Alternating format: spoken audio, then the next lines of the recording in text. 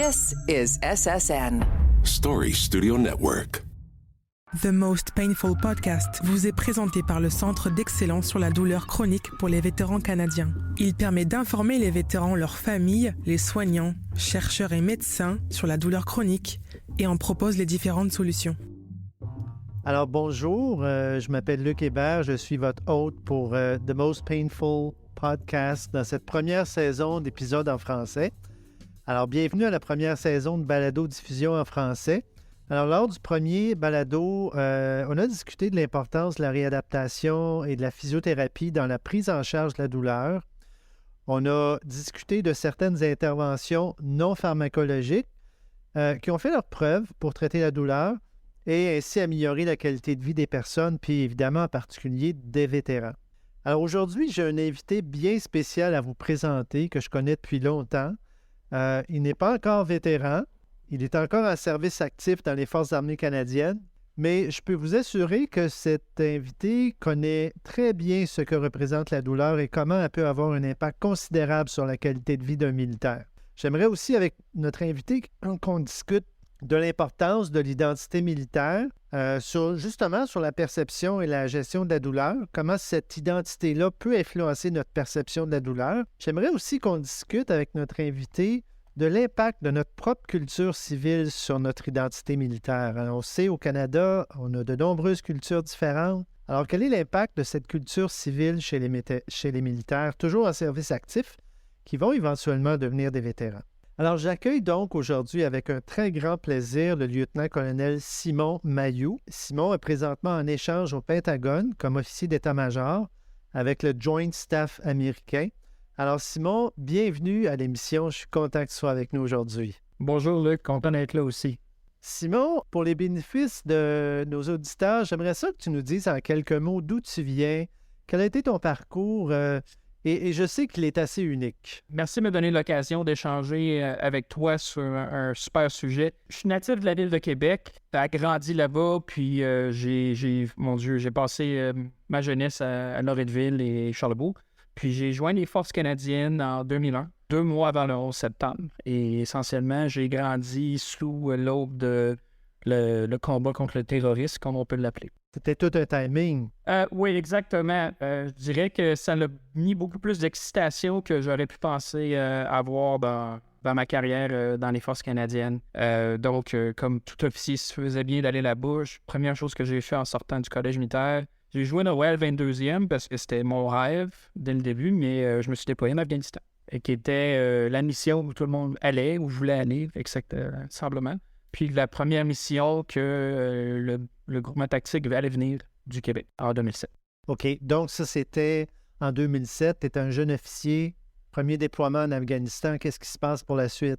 Ben écoute, c'est un déploiement très difficile, beaucoup de combats, beaucoup d'engagement avec des civils là-bas qui ne l'ont pas facile, beaucoup de belles choses qu'on a accomplies dans un très peu de moments. Ça a été aussi la première fois que j'ai perdu un de soldats sous mon commandement, le soldat Simon Lontin, qui est mort, peut-être 2 mois après qu'on soit arrivé. Suite à ça, on a continué la mission encore une fois et moi-même, j'ai été victime d'une bombe par après, un engin explosif improvisé, là, comme on appelle, au mois de novembre. Malheureusement, j'ai eu 2 de mes collègues qui sont décédés, Michel Lévesque et Nicolas Beauchamp, qui sont proches de moi, un interprète afghan aussi. Et beaucoup des membres de mon poste de commandement de peloton qui ont été blessés, bien sûr, là-dessus. Une bombe assez majeure qui n'a pas laissé de chance à beaucoup de gens. Et ça, c'était à la fin de ton premier tour? C'est bien ça. Fin du premier tour, je suis revenu rapatrié à travers l'Allemagne, à travers Landstuhl, un centre médical en Allemagne. Puis après, au Québec, ici, à l'université Centre Enfant Jésus. J'ai été amputé, malheureusement, à travers la jambe gauche. Multiples fractures, Donc, dans le type du podcast, j'ai eu mon introduction assez sévère avec la douleur et comment que ça peut être traumatique. Mais en même temps, c'était court en tant que période. Beaucoup de chirurgie, mais on n'était pas trop sûr, à part de l'amputation, qu'est-ce qu'allait le futur puis comment que ça allait se remettre en place. J'étais un peu polytraumatisé, comme on dit, là, plusieurs blessures qui s'accumulent une par-dessus l'autre, là, qui est des fois plus dur à voir exactement comment la réhabilitation va s'en aller, là.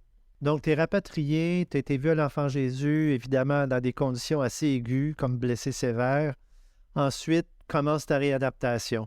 Ben, j'ai été à l'IRDPQ ici à Québec, où est-ce qu'ils nous ont pris en charge. J'étais les spécialistes en termes de réadaptation pour les amputés. C'était ma blessure la plus grave un peu à travailler en début. Très motivant. Honnêtement, il était peut-être pas habitué au type de patient qu'on était. J'étais un jeune officier 24 ans, officier de peloton de compagnie aéroportée. On mange de l'entraînement physique, c'est ça qu'on aime faire. Puis si ça fait mal, ça fait partie du processus. Donc pour nous autres, c'était comme parfait, lance-nous dans de l'action, puis lance-nous dans de l'entraînement. On est dans notre environnement.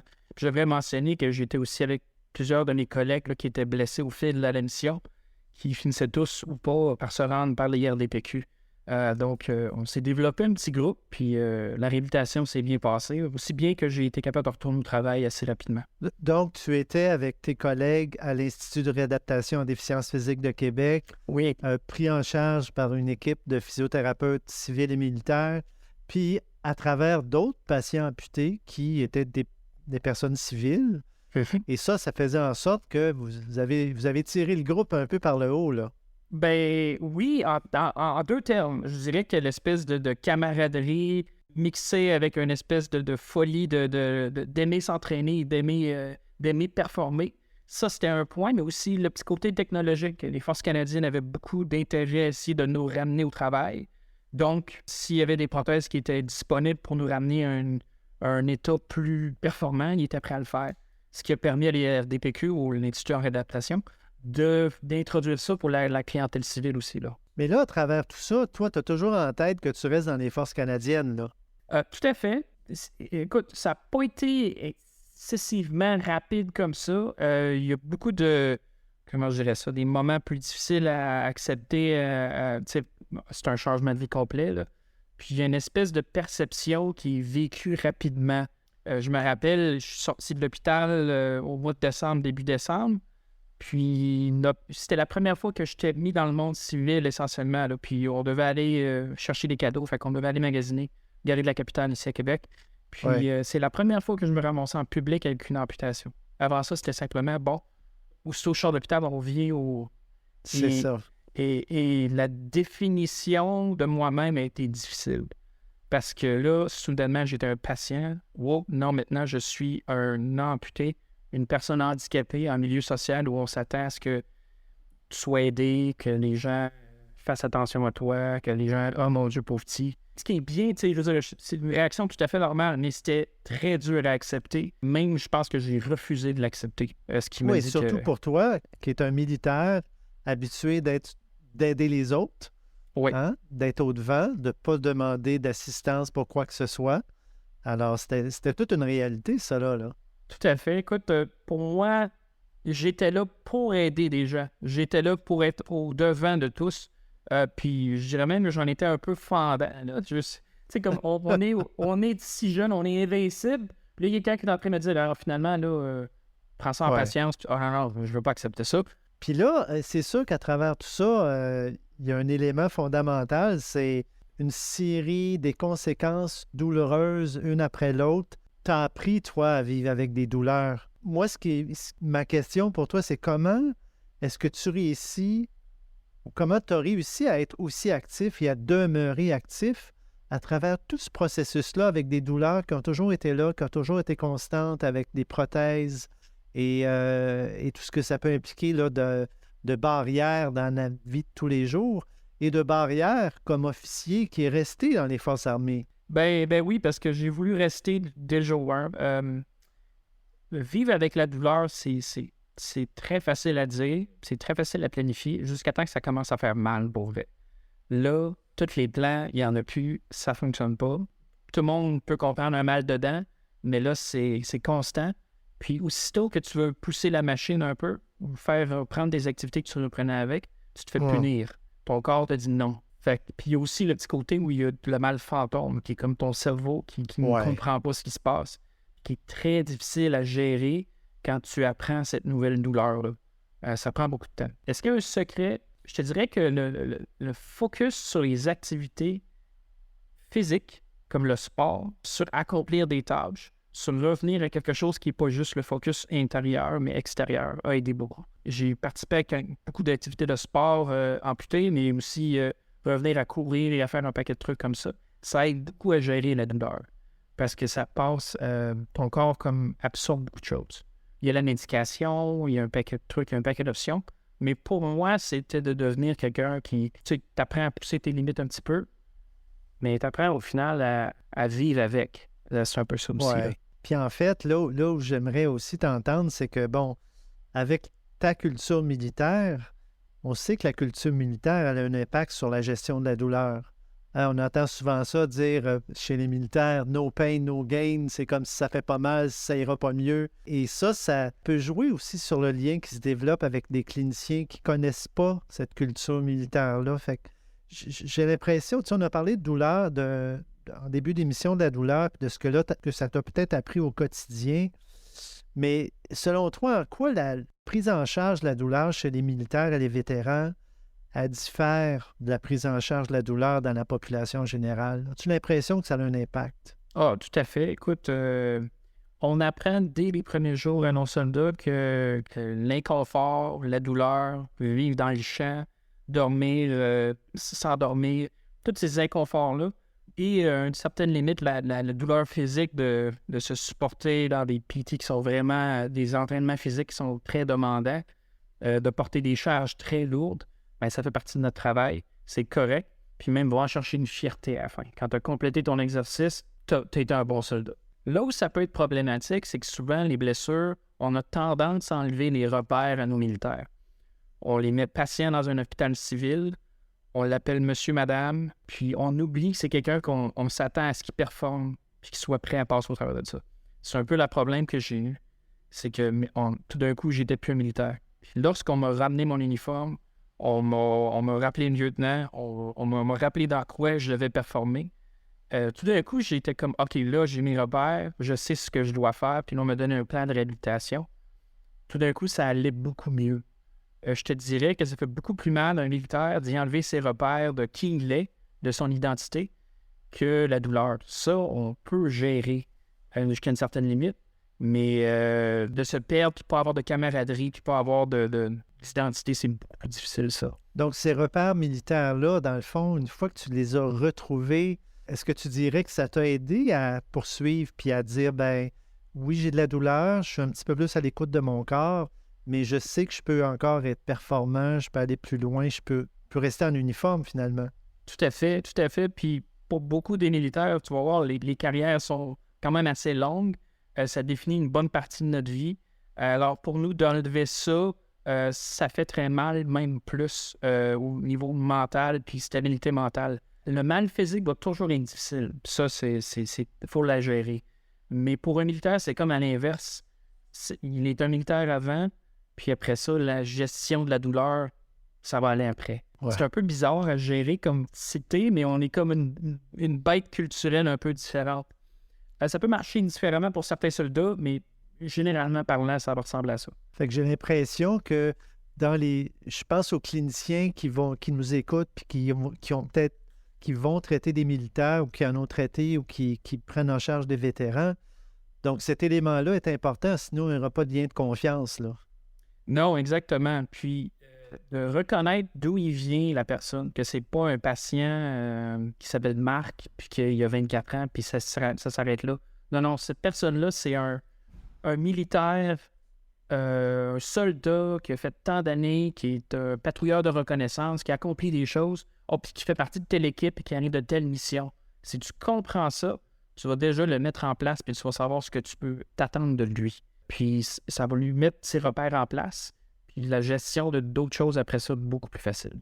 Oui, donc c'est très intéressant ce que tu dis là, Simon, parce que c'est un élément à considérer dans l'approche, puis si c'est pas là, j'ai l'impression qu'il n'y aura pas de succès, là, ou ça va prendre du temps.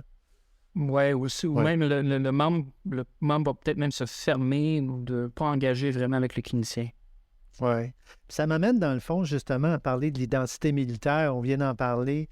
Tu as occupé plusieurs postes dans des unités francophones, évidemment, comme 22. Tu as été déployé avec différentes unités au Canada, mais évidemment, outre-mer, tu en as parlé en mission. En tant que fantassin, tu es un militaire des armes de combat.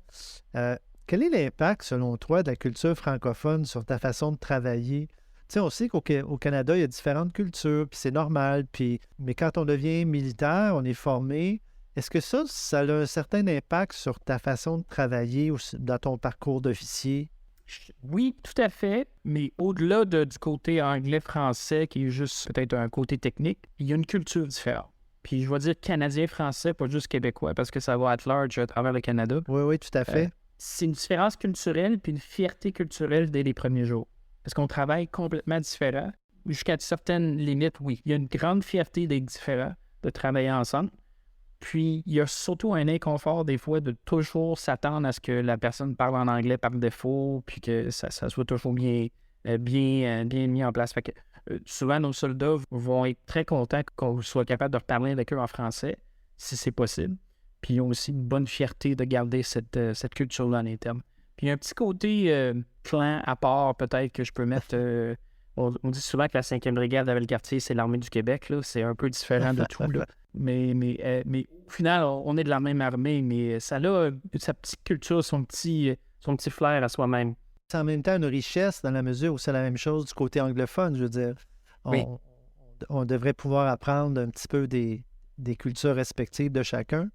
Oui, tout à fait. L'armée de l'Ouest, l'armée du Centre, les maritimes, etc. Donc, chacun a un peu sa culture à travailler. Je dirais que c'est peut-être plus méconnu comme histoire militaire et qu'est-ce qu'on fait peut-être dans les régions comme Québec, Montréal, les grands centres régionaux, peut-être la province de Québec. Mon expérience, surtout dans les années 90, 2000, c'était au début, la mission n'était pas connue du tout. Puis il y avait, le sorti de la Somalie. Il y avait un peu une espèce d'inconfort avec être militaire dans ces années-là. Tout à fait. Ouais. Dans le fond, ça m'amène à parler on a parlé d'identité culturelle, de l'impact que ça a un petit peu sur notre travail en service actif, mais un jour, on devient vétéran. Et puis, dans la perception de ce que c'est un vétéran en 2023, j'ai l'impression que cette perception-là, elle n'est pas toujours la bonne dans la population générale. Souvent, quand on pense aux vétérans, on les oublie ou on pense à eux seulement le 11 septembre. Toi, tu as pu comparer avec d'autres provinces, tu as pu comparer aux États-Unis.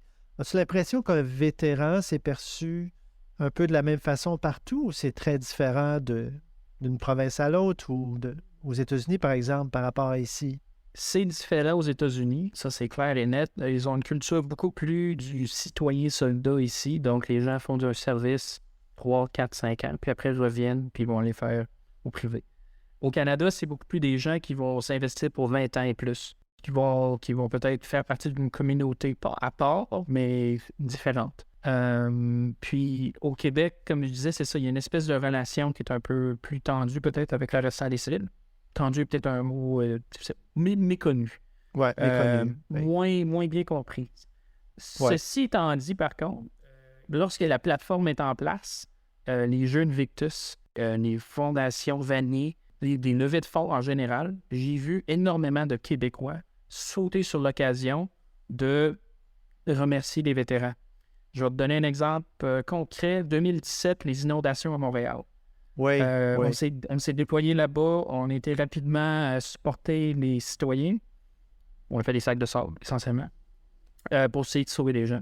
Écoute, on est revenu après par la 20.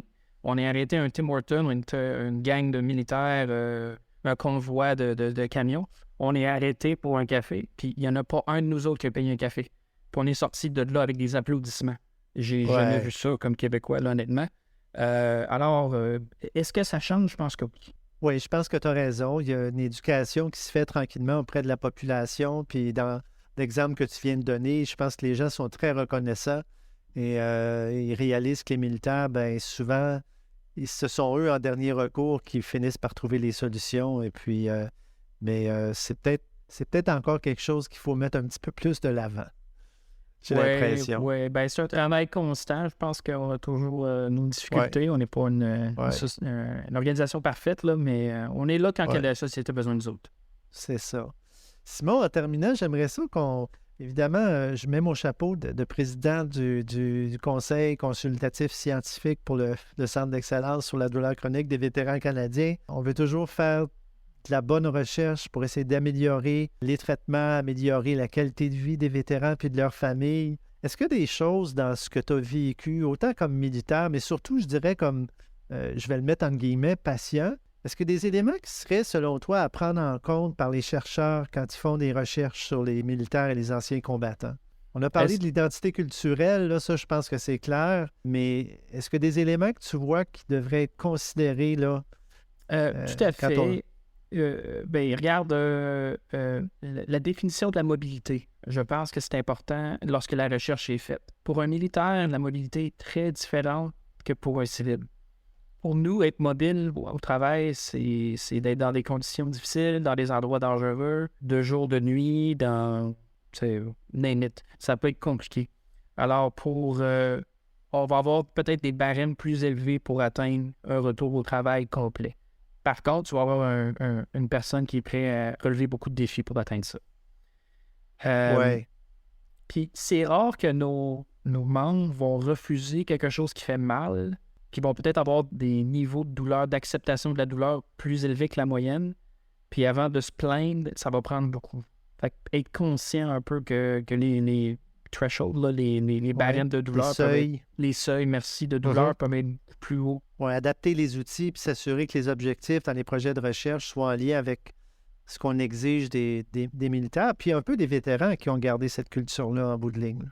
Tout à fait. Écoute, les vétérans vont, d'après moi, sortent du même moule et vont avoir gardé beaucoup de ces habitudes-là. Ceci étant dit, chaque individu est différent, puis chaque individu, surtout dans son parcours de vétéran, va être différent. C'est ça qu'il y a une bonne discussion, mais je te dirais que le vétéran qui revient et qui a des attentes va performer beaucoup, mais va aussi avoir va s'attendre que la recherche va le supporter dans ça. Tout à fait. Écoute, Simon, on aurait pu parler encore longtemps, toi et moi. Je trouve ça fascinant. Puis, je veux te féliciter pour ton poste au Pentagone. Alors, on a hâte que tu reviennes chez nous. J'espère que tu es juste prêté. Oui. Et puis, on aura peut-être la chance de se reparler dans d'autres circonstances. Alors, un immense merci pour ta participation à l'émission aujourd'hui. Je fais appel aux éditeurs. Si vous voulez nous donner votre avis sur l'émission ou avoir plus d'informations sur la douleur chronique, vous pouvez consulter notre site Internet à vétéran avec un S, vétéran douleur chronique en un seul mot, .ca. Ou vous pouvez nous suivre également sur Facebook ou sur Twitter au pseudo @chronique pain COE et Instagram au pseudo @chronique pain barre de soulignement COE. Alors encore merci, chers auditeurs. Merci, Simon. Merci, Luc. Prenez tous bien soin de vous. À bientôt. Merci. À la prochaine. Pour nous donner votre avis sur l'émission ou avoir plus d'informations, consultez notre site internet à vétérandouleurechronique.ca ou suivez-nous sur Facebook ainsi que sur Twitter au pseudo Chronic Pain COE et Instagram au pseudo Chronic Pain_COE. Chers auditeurs, encore merci à vous et prenez soin de vous. The Most Painful Podcast est produit par le Centre d'excellence sur la douleur chronique pour les vétérans canadiens par Story Studio Network et Eye Contact Productions.